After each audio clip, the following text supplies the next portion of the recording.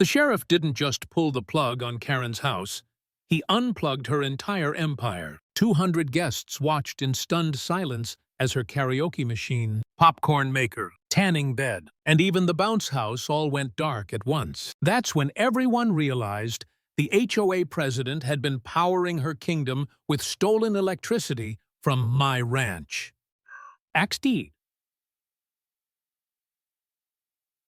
The Spark. My name's Daniel Brooks. I'm 45, a rancher out on the edge of the county. I've got cattle, a couple of old barns, and a quiet piece of land that's been in my family for decades. I'm not the kind of man who picks fights.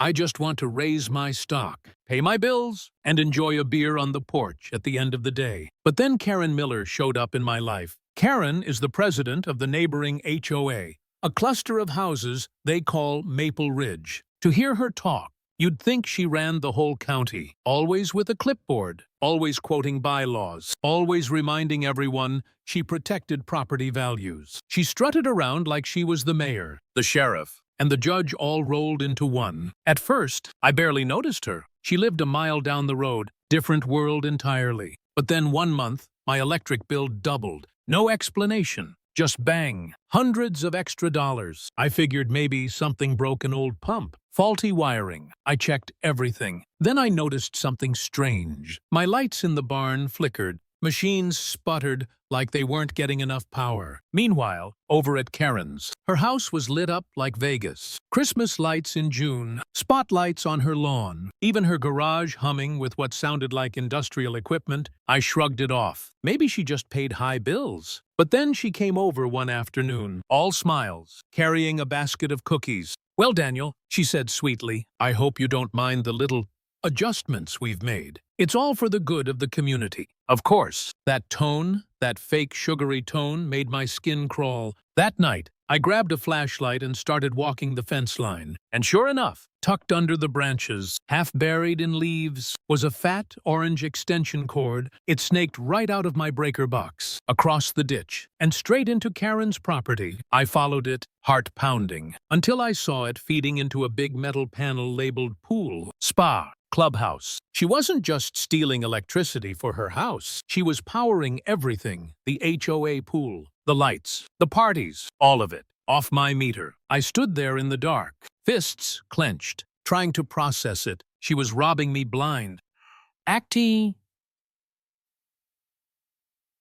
Escalation and the breaking point. The next week, the insanity kicked into high gear. Karen threw a community summer bash at her place. Music blasting, floodlights glowing, bounce house inflated, karaoke echoing down the road. Every watt of it, siphoned from my ranch. And then, as if to add insult to injury, I got a letter in the mail. A $300 HOA fine. For what? Obstructing community access to shared utilities. I almost laughed. Almost. Instead, I sat there with the paper shaking in my hands, my jaw tight. Not only was she stealing from me, she had the gall to fine me for it. Word spread fast in the neighborhood. Karen told anyone who'd listen that I was selfish, that I was hoarding power, that the community had every right to use what they needed. Some people believed her. I started getting dirty looks at the feed store, and then my equipment started failing. Pumps stopped. Water troughs ran dry. My cattle were panting in the heat, nearly collapsing. I stood there one evening, watching one of my steers stumble,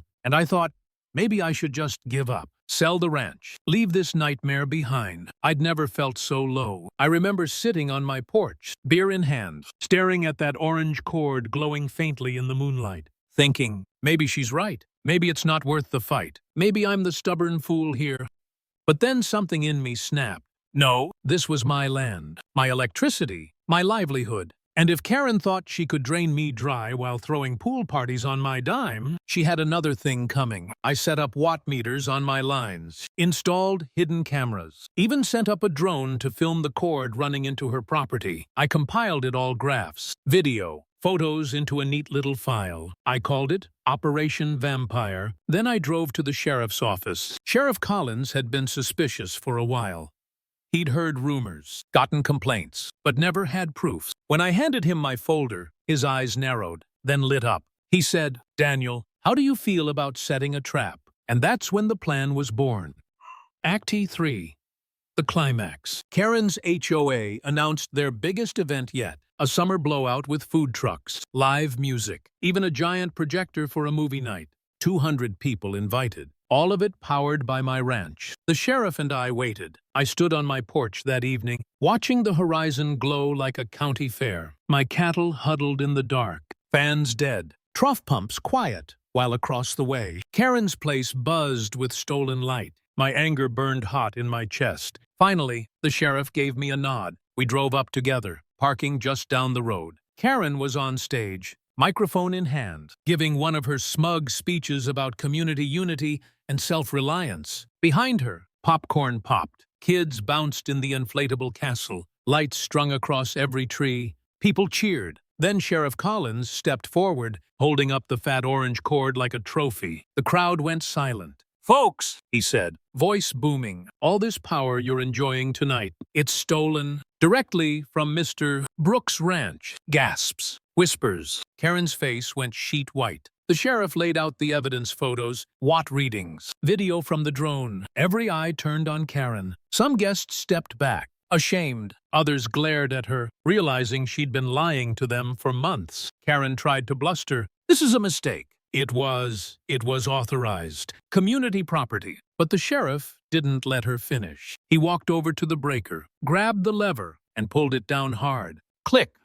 Instant darkness. The music cut. The popcorn machine died. The bounce house wheezed and collapsed in seconds. Kids tumbling out, shrieking. The projector screen went black. The mighty queen of Maple Ridge stood on stage, shrieking in the dark, while 200 neighbors laughed, booed, or just walked away, shaking their heads. Sheriff Collins read her rights right there in front of everyone. Theft of utilities, fraud, property damage. Her empire ended with one pulled plug. Closing line. Arrogance can run on stolen power for a while, but the truth only needs one spark to shut it all down.